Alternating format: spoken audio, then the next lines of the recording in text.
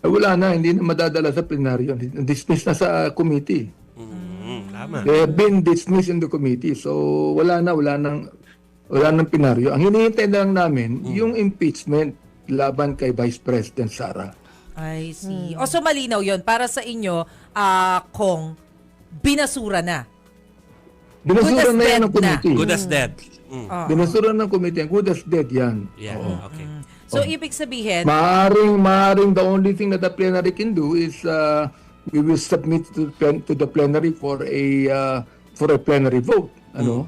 Kung mangyari man yung plenary vote na yan, hindi na mananalo yan. Wala na.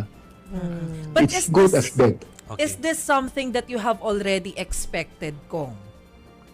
In-expect ko na yan noon pa eh. I mean, in fact, nung I was interviewed, sabi ko hanggang Friday na lang yan. Ngayon nga, umabot pa nga ng Wednesday.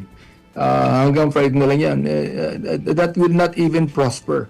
Sapagkat nakikita ko, binabasa ko naman yung dalawang klaseng impeachment as I read the charges on the sufficiency in substance. Wala talaga eh.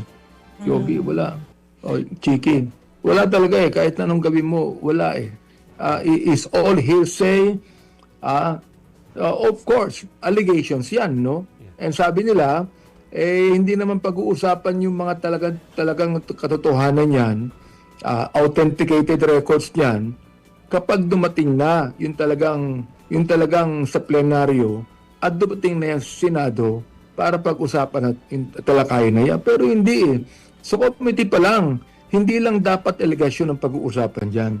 There should be authenticated records. There should be evidences. There should be factual evidence that should be shown to us. Oo. Kung Benny, si Chiki Vergel po ito, kung Yes. ang problema po ay kakulangan sa ebidensya o maybe in this case walang ebidensya, sa tingin po ninyo, ano po ang tingin nyo sa idea na dapat hindi outright dismissal? Instead, magkaroon dapat ng masusing pag-iimbestiga?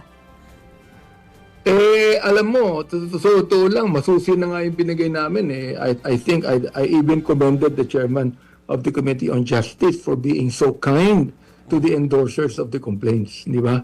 I mean, ako, gusto kong tapusin na ito dahil wala man talaga mangyayari. Sabi ko nga, it's an exercise in futility. That's why I walked out. You know? It's actually a waste of the people's money. Wala talaga mangyayari kahit na ano pang gawin dyan. I believe that all of the members of the Committee on Justice have been set na talagang patayin na itong impeachment laban sa ating Pangulo.